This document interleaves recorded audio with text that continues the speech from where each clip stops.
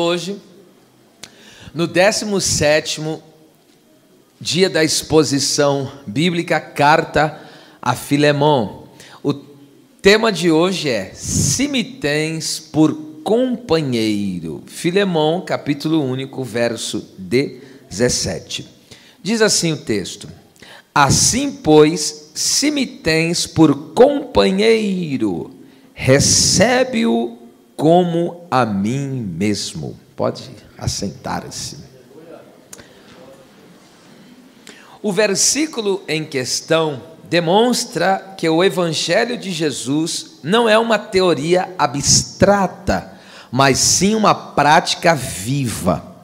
A mensagem e a responsabilidade do amor cristão devem ser colocadas em ação de forma concreta e efetiva.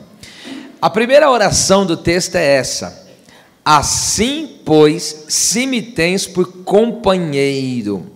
Essa conjunção aqui, assim, que no grego é significa por esta razão, sendo assim, portanto, consequentemente. Então, esse assim, ou pode ser traduzido portanto, liga o quê?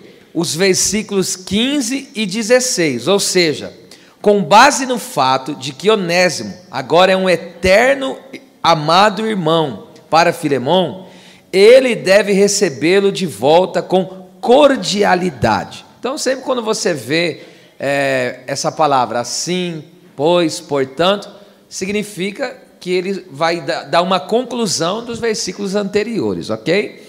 E nos versículos 15 e 16, o Paulo está falando que pode ser que Filemon, o fato de ele ter ido embora e agora voltou, ele foi e Deus fez uma obra, agora pode ser que seja para isso, para que ele recebesse, Filemon recebesse ele eternamente. Por que eternamente? Por que para sempre? Porque quando nós entregamos a vida para Cristo, nós temos a vida eterna. Então Paulo está dizendo, esse agora Onésimo, um ex-fugitivo e agora crente em Jesus, ele se tornou um eterno amado irmão. Olha que coisa impressionante. Então esse assim tem base nesses versículos que eu acabei de citar, ok? Olha só o que a Bíblia nos ensina sobre a cordialidade, o amor mútuo. Romanos capítulo 12, versículo 9 e 10. Aqui é forte. O amor seja não fingido.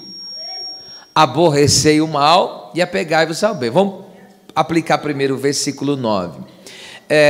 A palavra fingido é anipócritos, que significa sem hipocrisia, ou sem uma máscara, é sincero.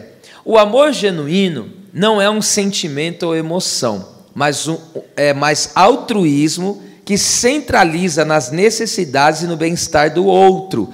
É o que nós chamamos, uma vida outrocêntrica. Você vive com o objetivo de abençoar, tocar e suprir pessoas. E é demonstrado sem egoísmo ou engano. Olha que coisa tremenda que é. Eu vou usar um texto bíblico e um outro natural do dia a dia, tá certo? Eu gosto sempre de aplicar assim. O que é um amor fingido? Olha só que coisa terrível.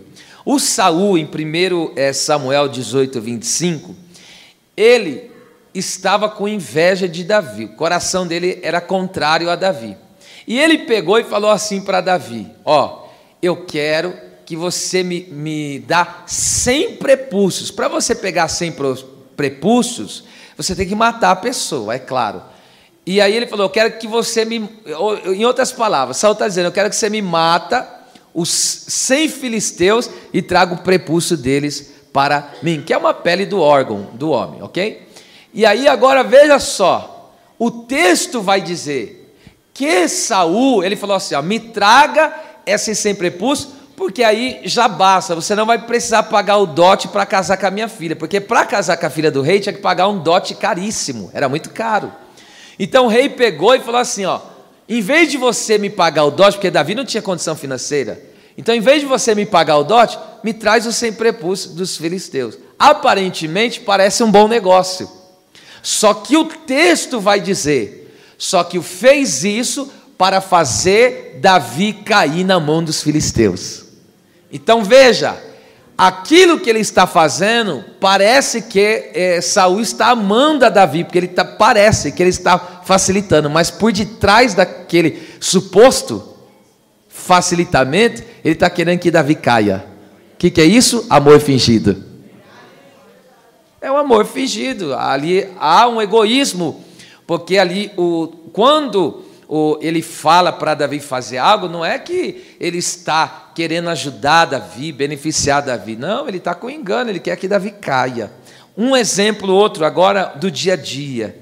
Meu Deus, é como se alguém, só para você entender, é um exemplo muito simples. É como alguém, olha o que é um amor fingido.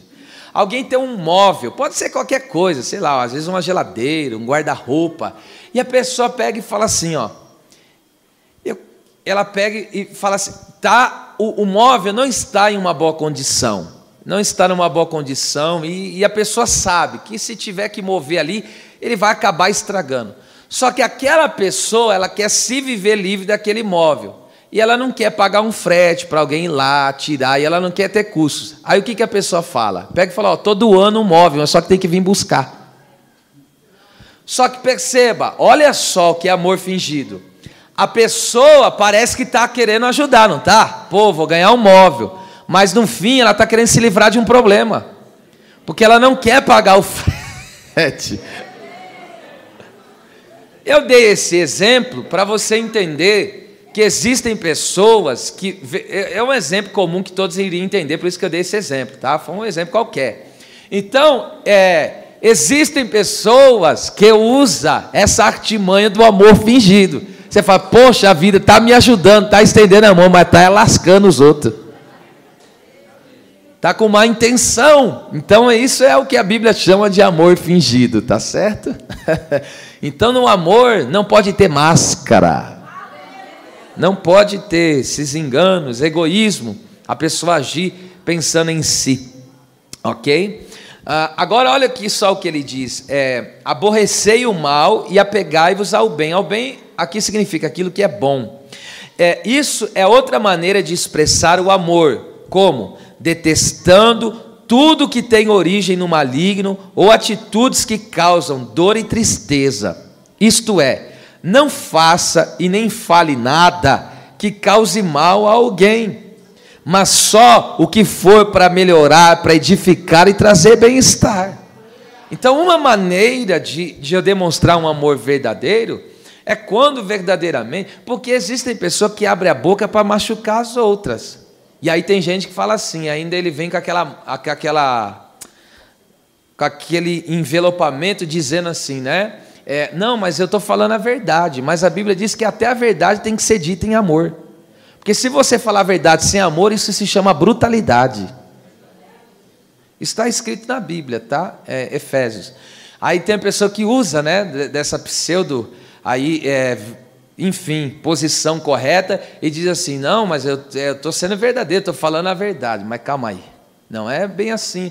Às vezes a pessoa está falando a verdade com a intenção mesmo de ferir, de machucar, de promover, não uma restauração na pessoa que fez algo errado. A intenção dela é ver a pessoa por baixo mesmo. Então, aqui é isso que Paulo está dizendo, ó, deteste esse tipo de comportamento, deteste o mal. Essa palavra pegai-vos aqui é tão profunda que significa, colar no grego, né? Que é colar o mesmo.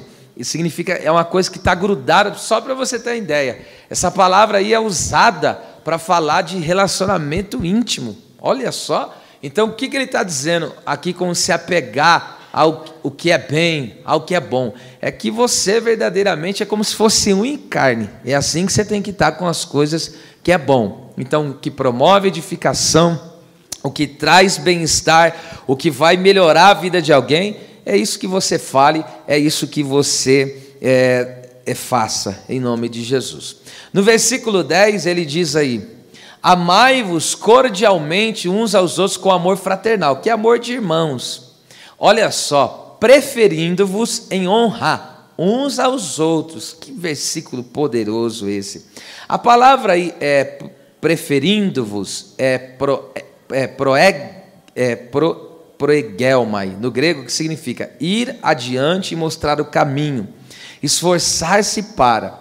Os irmãos que amam demonstram como? sendo um canal de bênçãos, sendo um facilitador, um abridor de caminhos para o progresso de outra pessoa.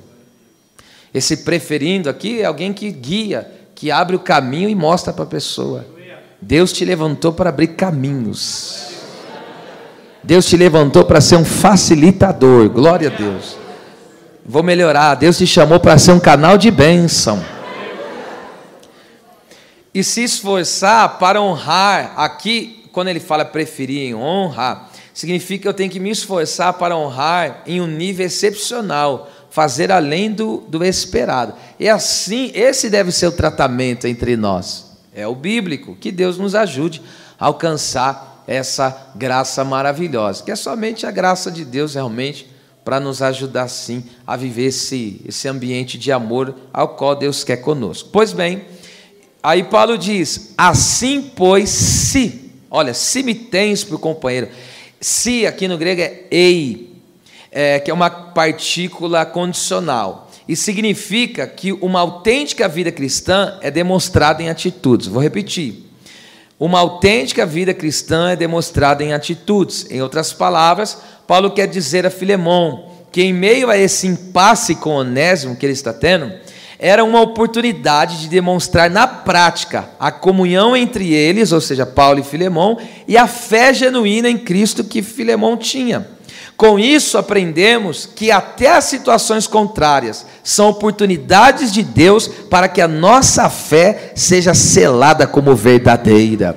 Existem pessoas que às vezes questionam e até mesmo erradamente murmuram por situações adversas que acontecem na sua vida. Mas quando uma situação adversa surgir na sua vida, não tem isso como um mal, ainda que você não queria estar vivendo que está, mas tenha isso como uma oportunidade de você ver a glória de Deus, de você ver a sua fé sendo selada como verdadeira.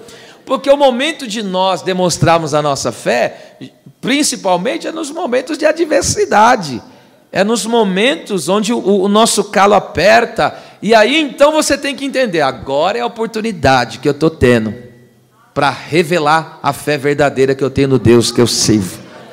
E através dessa fé, dessa atitude, dessa vida cristã autêntica, você vai glorificar a Deus. E por que vai glorificar a Deus? Porque alguém vai olhar para você e vai dizer, esse serve a um Deus verdadeiro.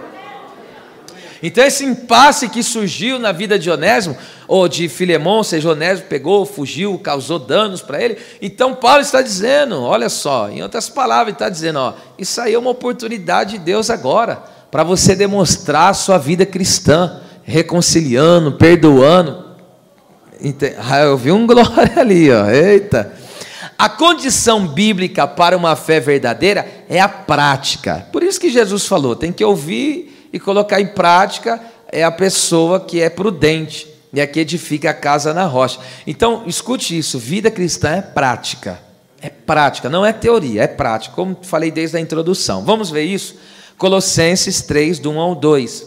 Portanto, olha o condicional aí, ó. Se já ressuscitastes com Cristo, então ele está dizendo, se ressuscitaste com Cristo, buscai as coisas que são de cima, onde Cristo está sentado à destra de Deus. E o que mais? Verso 2.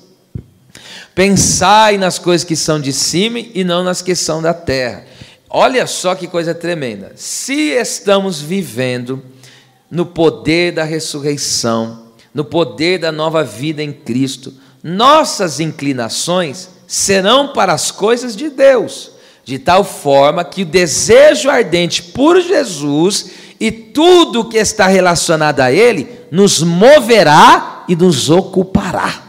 Porque buscar tem um sentido de alguém que está em movimento, alguém que está indo atrás de algo que deseja, e pensar tem um sentido de ocupação da mente. Então veja, o crente, se a pessoa já ressuscitou com Cristo, ou seja, ele vive no poder da ressurreição, ele é uma nova criatura em Cristo, olha o que ele está dizendo, essa pessoa vai ter desejo ardente pelas coisas do céu. O que vai fazer ele se movimentar é as coisas divinas. E o que mais? A maior ocupação dele será a palavra do Deus eterno e todo-poderoso.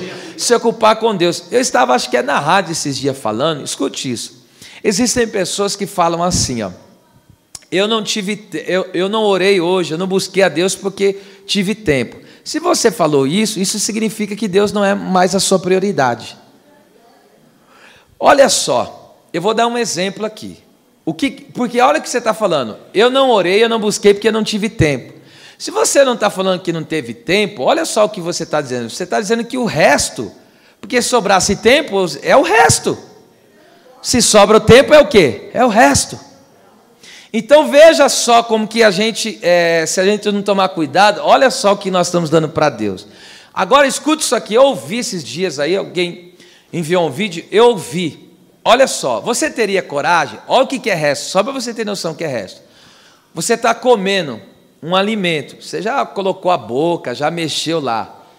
E aí você pega, o que você faz? Você foi lá e colocou mais do que deveria comer, ok? E você colocou a boca. Alguém iria querer comer uma comida dessa? O que você faz com essa comida? Joga fora ou dá para quem? Os cachorros. Agora tem gente que é assim, quer dar a sobra para Deus e quer que Deus pega.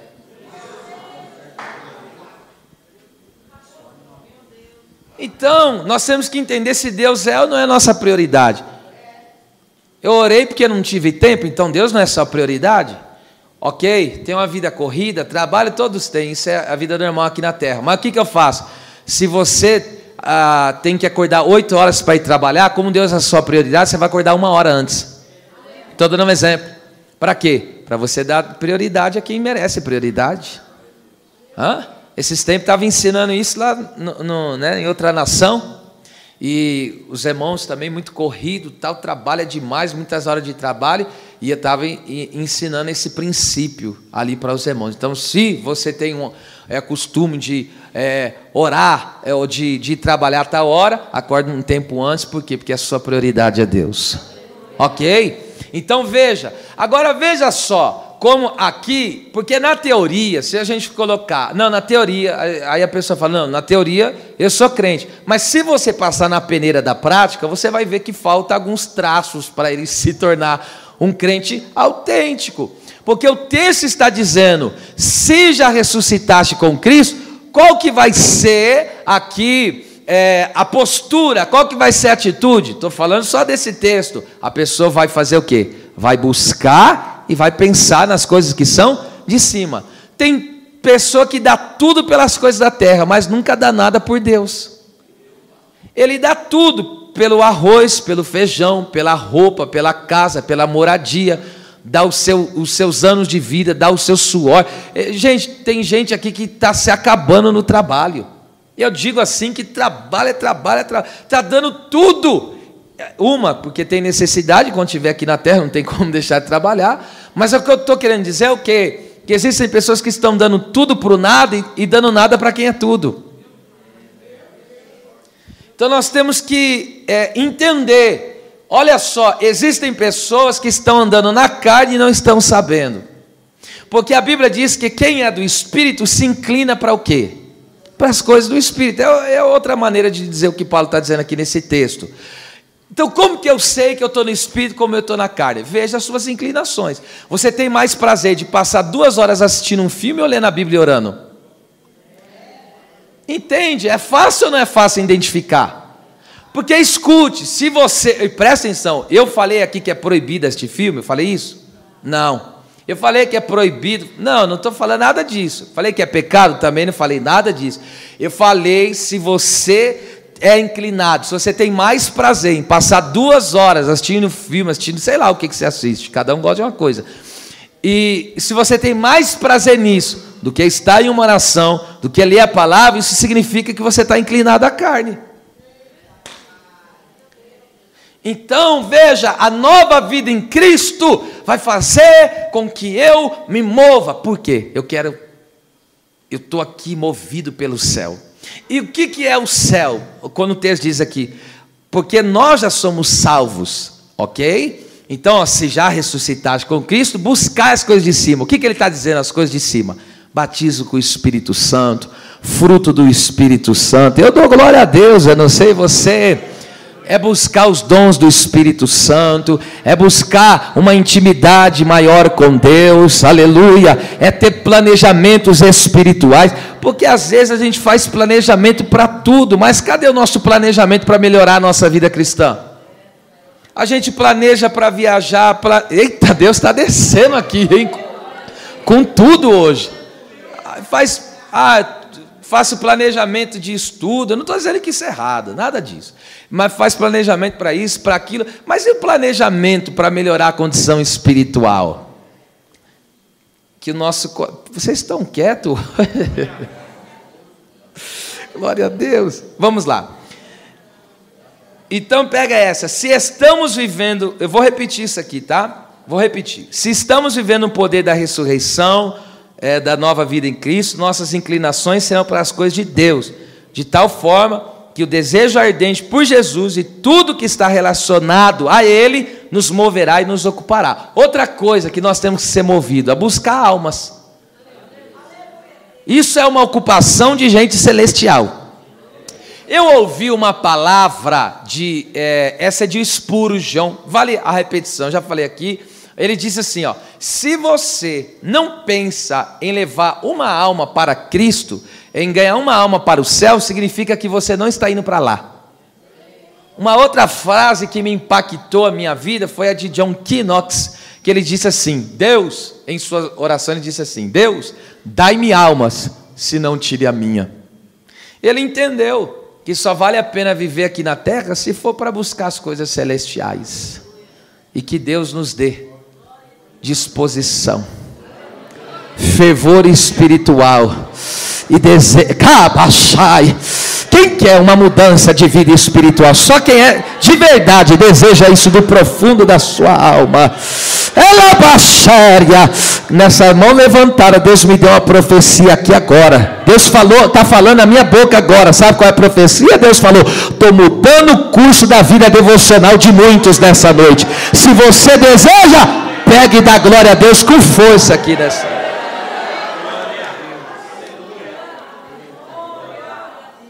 Nós vamos ser uma igreja forte no devocional, na vida com Deus. Vamos lá.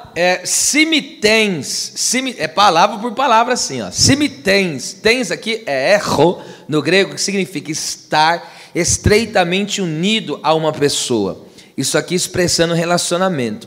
A comunhão cristã também está relacionada à minha capacidade de agregar valor e contribuir para a vida do meu irmão, ou seja, tem a ver o quanto eu somo na vida dele, o quanto eu acrescento na vida dele.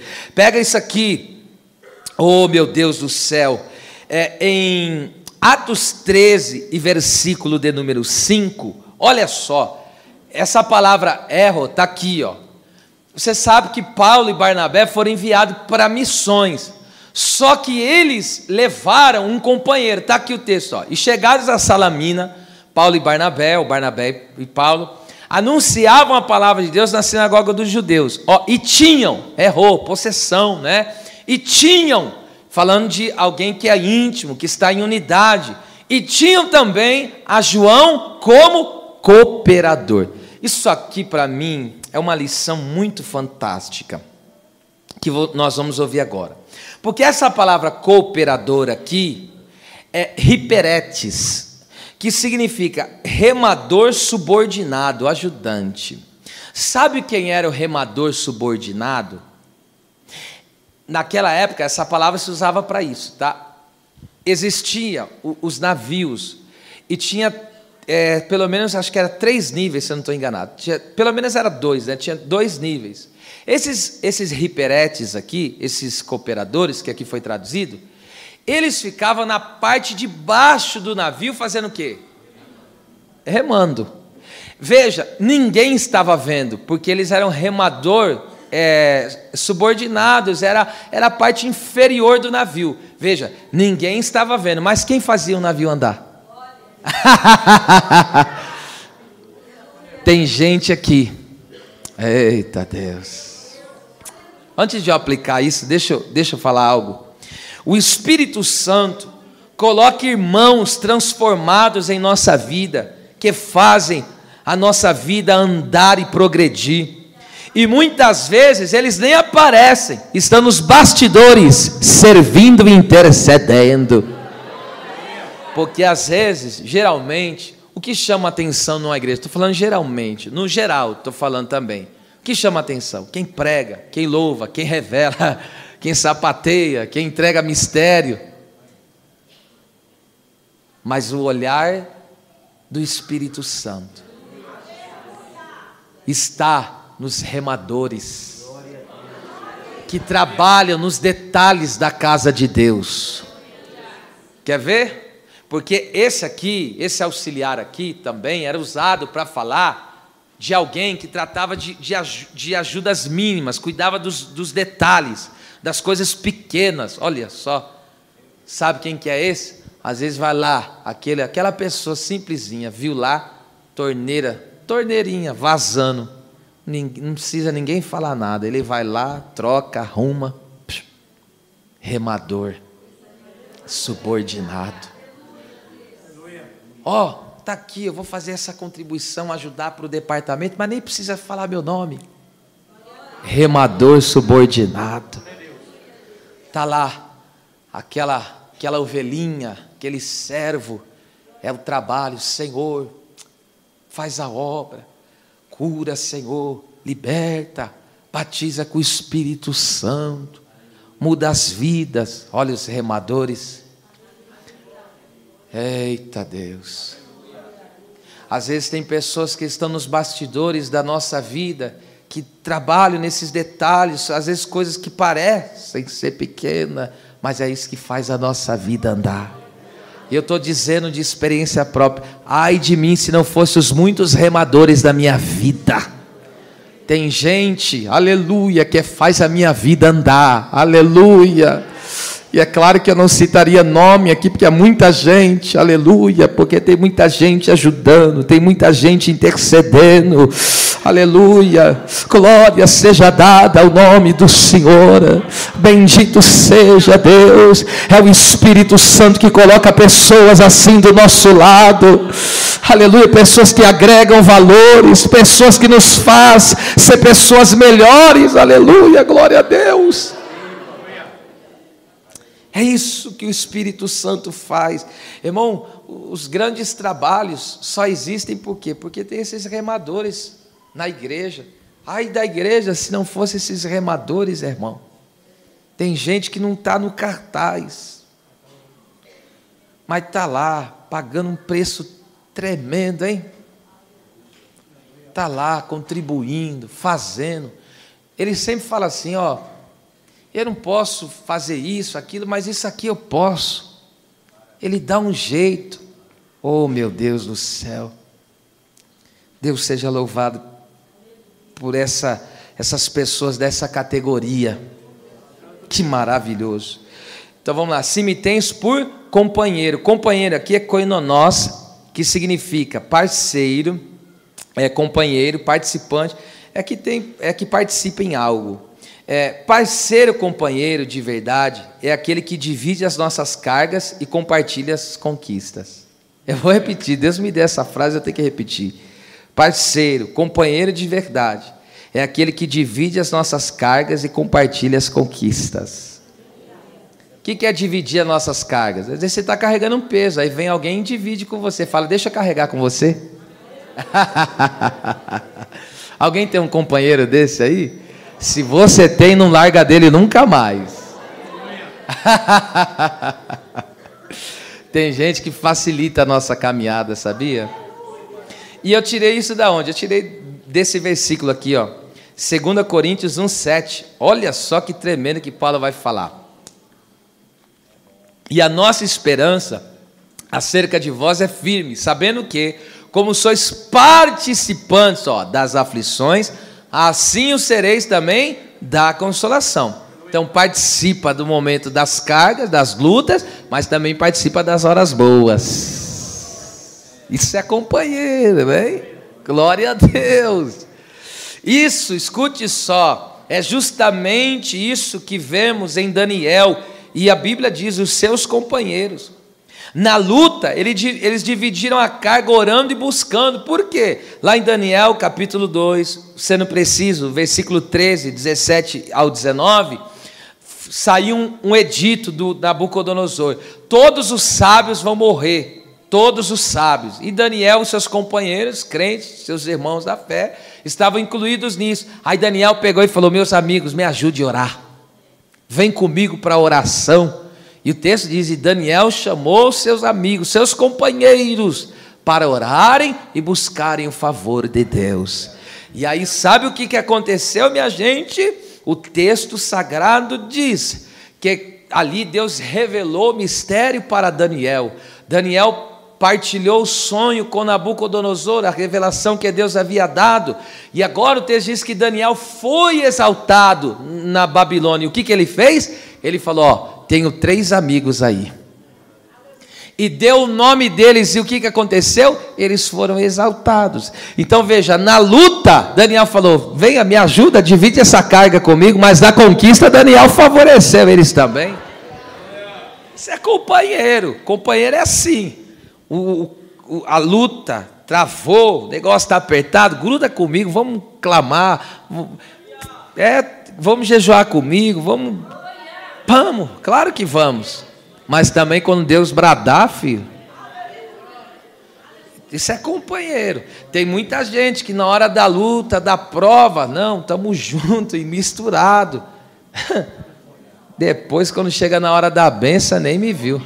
Faz que nem sabe quem. Lembrei agora. Lembra quando José, lembra de mim? Lembra de mim, hein, quando você voltar lá a servir o copo do faraó. Lembra de mim, filho? Cada um por si. Meu Deus. Que Deus possa levantar companheiros de verdade. Esse princípio também, ó, nós vemos em Lucas capítulo 5, versículo 7 ao 10. O texto diz que Pedro estava afundando. E ele chamou quem? Os companheiros. Ele chama os companheiros, está no versículo 7. Ó, e quando ele estava afundando, chamou os companheiros para ajudar. E aí o que ele fez? Compartilhou a bênção com todos os companheiros. Os companheiros não deixaram ele afundar, dividiu a carga. E aí o que aconteceu? Também na bonança eles foram abençoados. Está vendo só que coisa maravilhosa? Aí uma coisa que você já ouviu. E o que estava fazendo Pedro afundar? É porque ele estava com muita riqueza e não queria compartilhar. Bênção não compartilhada afunda.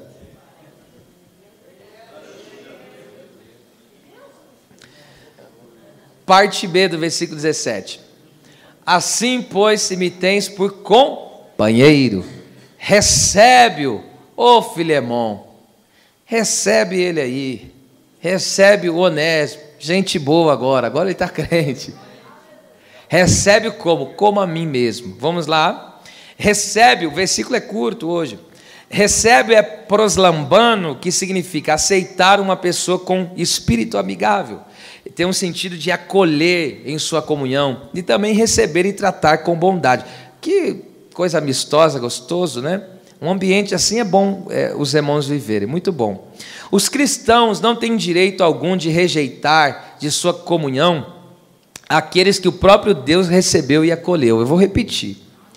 Os cristãos não têm direito algum de rejeitar de sua comunhão aqueles que o próprio Deus recebeu e acolheu. Se Deus recebeu e acolheu, porque a pessoa está com a vida transformada, ok?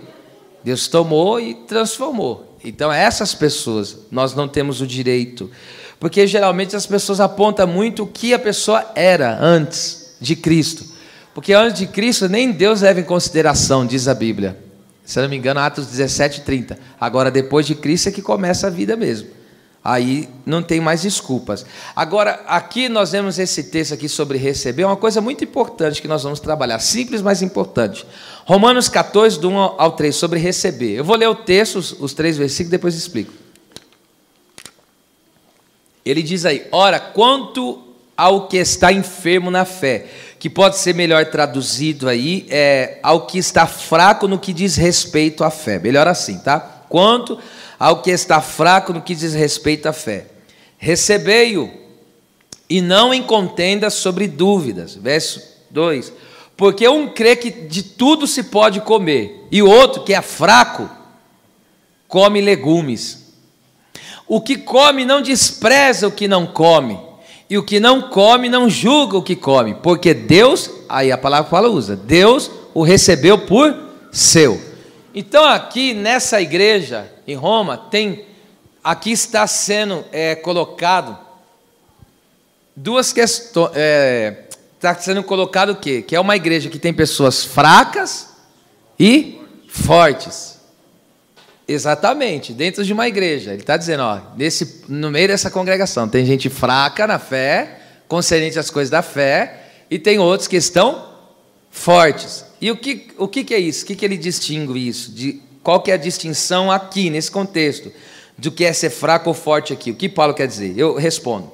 Fraco e forte, no que diz respeito à fé aqui, tem um sentido de imaturidade e maturidade no conhecimento da nossa liberdade em Cristo, visto que a igreja era formada por judeus e gentios. Os judeus é o povo escolhido do Antigo Testamento. Quem são os gentios? Todo aquele que não é judeu, as outras nações. No caso, inclui nós também.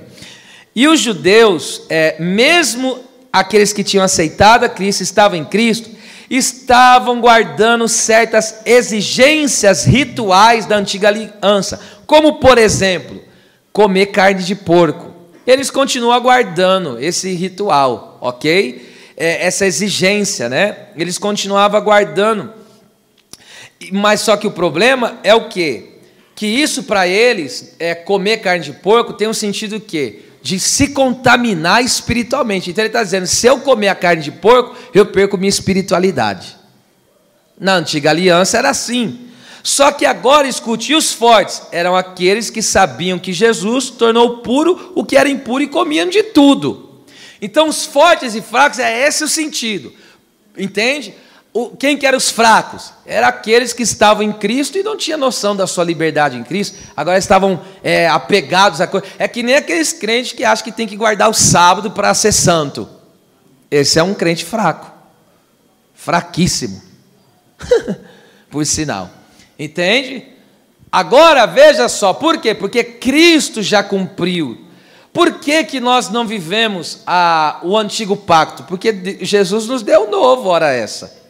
E todas aquelas coisas que Deus pediu para eles, que nem não toque, não coma.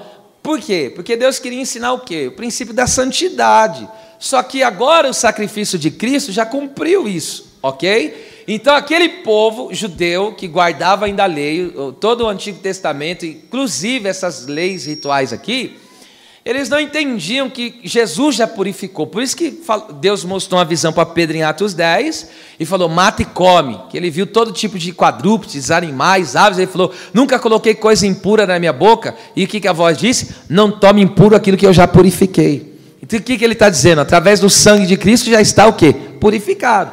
É por isso que o crente não pode ter medo, por exemplo, hoje em dia tem muita coisa que é consagrada ao diabo. Tem pasta de dente que é consagrada ao diabo, tem comida que é consagrada ao diabo. Irmão, se você não for usar certas pastas de dente, certas comidas porque foi consagrada ao diabo,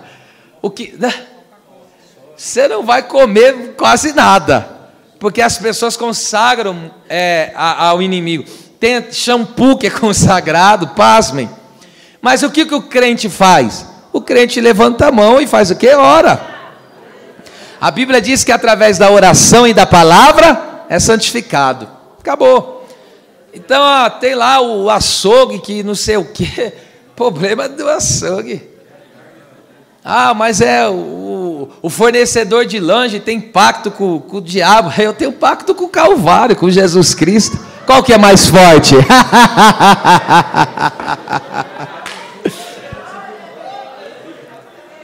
Deixa eu trazer para hoje. Sabe qual que é o crente fraco hoje? Tem crente que passa em frente à macumba e é capaz de até fazer o sinal da cruz.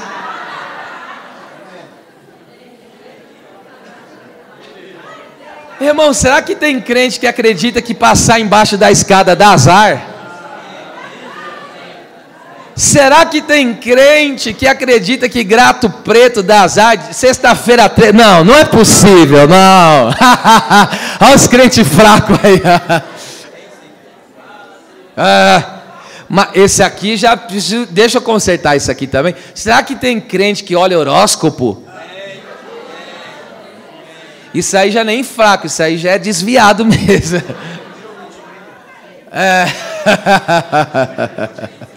Escute, olha isso aí, presta atenção, gente.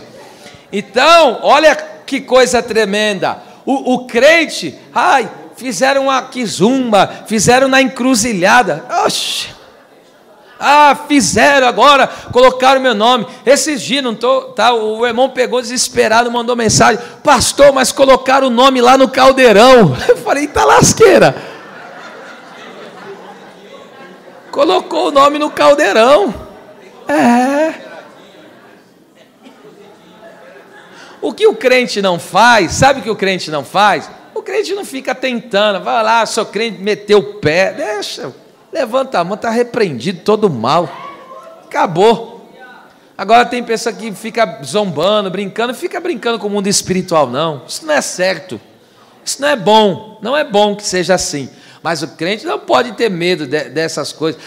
Falaram que vai fazer um trabalho, um despacho. O problema é dele. Pode fazer 30 mil despachos, não vai funcionar nenhum. Porque contra o povo de Deus não vale encantamento, não vale adivinhação. Sabe por que Deus está falando aqui essas coisas? Porque Ele está quebrando trabalho, obra de macumba. Ei, não tem amarração contra a tua vida, coisa nenhuma. Diga bem forte: o sangue de Jesus derramado na cruz quebrou toda a obra da treva. Calabaxéria canda. Da rácia. Glória a Deus. Glória a Deus. Então, mas qual é o mistério aqui? Porque o Paulo está dizendo isso aqui. Olha só, porque essa questão, porque o irmão forte, maduro, ele pegava a carne de porco e rebentava com ela. Pegava o toicinho, torresmo, o torresmo, e que delícia. Aí os crentes fracos olhavam para aquilo e ficavam horrorizados. Isso aí não é crente não. E aí o que está acontecendo? Os crentes fortes, nesse sentido aqui que eu já expliquei, tá? Os crentes fortes estavam fazendo o quê? Desprezando os crentes fracos. E os crentes fracos estavam julgando os crentes fortes. E aí agora veja, você leu comigo no verso 1, ele diz: vocês não recebem contendas. Então veja, o que estava acontecendo na reunião deles, no convívio deles? Contendas, desprezo e julgamento. O que isso faz? Atrapalha a unidade da igreja. Então, aqui a ideia central de receber é a unidade dos irmãos. Paulo está preocupado quando fala de Filemão se reconciliar com Onésimo, por isso, pela unidade da igreja. Está vendo só? Se existe alguém aqui no nosso meio, eu estou meio atravessado com fulano de tal, se conserta hoje, bem. Se ajeita hoje. Mas eu não gostei do que ele fez. É verdade, às vezes o que a pessoa fez é até ruim mesmo, mas não, né? Não vê. Esse dia eu vivi uma experiência, claro que vocês nunca vão imaginar, mas eu vivi uma experiência. Eu vi uma coisa de alguém, nossa, eu fiquei triste daquilo. Fiquei, porque é uma pessoa que a gente, meu Deus, já lutou tanto, ajudou tanto. Eu vi algo assim que eu fiquei triste. Mas sabe que eu estou falando isso aqui porque Deus me mandou falar, eu não ia jamais. Mas aí sabe o que Deus me tomou? Esses dias me tomou para orar aqui, eu comecei a chorar por ela e pedir misericórdia pela casa dessa pessoa. Falei: Deus, ajuda eles. Eu tenho compaixão deles e amor, abençoa. Olha só, a graça de Deus tomou conta do meu coração e em vez de eu nutrir mágoa, raiz de amargura, eu amei. Falei: eu vou abençoar aqui agora. E aqui comecei a chorar, o Espírito Santo quebrantando o coração. Alabassúbria, glória a Deus, glória a Deus. Então, Deus não quer que haja contendas, desprezo ou julgamentos descabidos entre o seu povo, para que não haja ruptura em nossa comunhão, ok? Isso é importante. Vamos lá para o encerramento. Olha como Paulo pede, esse assim pois. Se você tem uma vida cristã autêntica, Filemão, Se você me tem por companheiro, irmão em Cristo, realmente, então recebe Onésimo. Como? Como a mim mesmo. Essa palavra como aqui, ros no grego, indica equivalência. É como se fosse eu mesmo, ele está dizendo. Isso nos faz lembrar que Deus nos recebe como se fosse a Cristo, porque Ele tomou o nosso lugar. Olha que lição linda. Essa é a lição mais linda que nós vamos ver nessa noite. 1 João 2,2. Você vai se alegrar com essa aplicação. E ele quem? Jesus. É a propiciação. Diga essa palavra forte. Propiciação. Pelos nossos pecados. Então Jesus é a propiciação pelos nossos pecados. Propiciação aqui é hilasmos, que significa conciliação, aplacamento da ira divina. O pecado atrai a ira de Deus sobre o pecador. Então Jesus, ao derramar o seu sangue, ao tomar o nosso lugar, veja, a cólera de Deus foi descarregada no Calvário. Tudo aquilo que Jesus viveu, aquilo se chama ira de Deus, cólera de Deus. Então a cólera de Deus foi derramada assim com tudo, pum, e caiu como uma bomba em Cristo. Por isso que ele tomou aquela coroa de espinho, 39 chibatadas, via dolorosa, suou sangue, era toda a cólera divina estava caindo sobre ele. Por quê? Porque Jesus ali estava no nosso lugar. Nunca é demais dizer, a coroa não era dele, era nossa. Os cravos não era dele, era nosso. Aleluia. A chibatada não era dele, era nossa. A vergonha pública não era dele, mas era nossa. Mas ele falou: eu tomo o seu lugar porque eu lhe amo, e eu vou encarar isso por você e vou vencer. Aleluia. O sacrifício de Cristo na cruz satisfez as exigências da santidade de Deus para o castigo do pecado. Tem até pregador que erra nisso. Ele fala como se, quando Jesus está morrendo no Calvário, é como se Jesus estivesse pagando um preço para o diabo. O diabo não tem nada a ver com isso, irmão. O preço que Jesus estava pagando não era para o diabo, era para Deus. Ele estava pagando um preço da exigência divina, porque a Bíblia diz: aquele que pecar e se morrerá, e todo homem é pecador, então merece morte. Não tem nada a ver com ele. Derramou por causa. Não tem nada a ver. Eu já vi alguém falando isso, né? Está aí, mostrando para o inimigo: está pago para Deus, Pai, está aqui, está pago para ti, Deus. Pai. Então veja só, quando Jesus ele cumpriu essas exigências da santidade de Deus, ele nos tornou favorável a Deus, porque ele, conforme já disse, tomou o nosso lugar. E essa mensagem, isso aqui que é lindo agora, essa mensagem era vista onde? Sobre a tampa do propiciatório no dia da expiação. Eu vou falar um pouquinho disso, que é um assunto muito maravilhoso. Êxodo 25, do 20 ao 22, Deus ordenou Moisés fazer a arca da aliança, que era símbolo da presença de Deus, ok?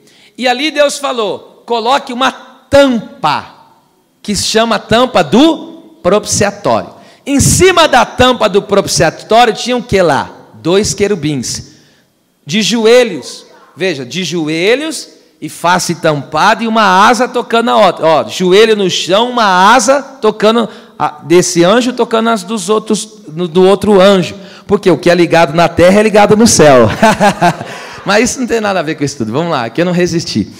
Agora, veja só, Deus ordenou: faça uma tampa do propiciatório, porque eu descerei na nuvem, e dali da tampa do propiciatório eu vou falar com você, vou falar com a nação.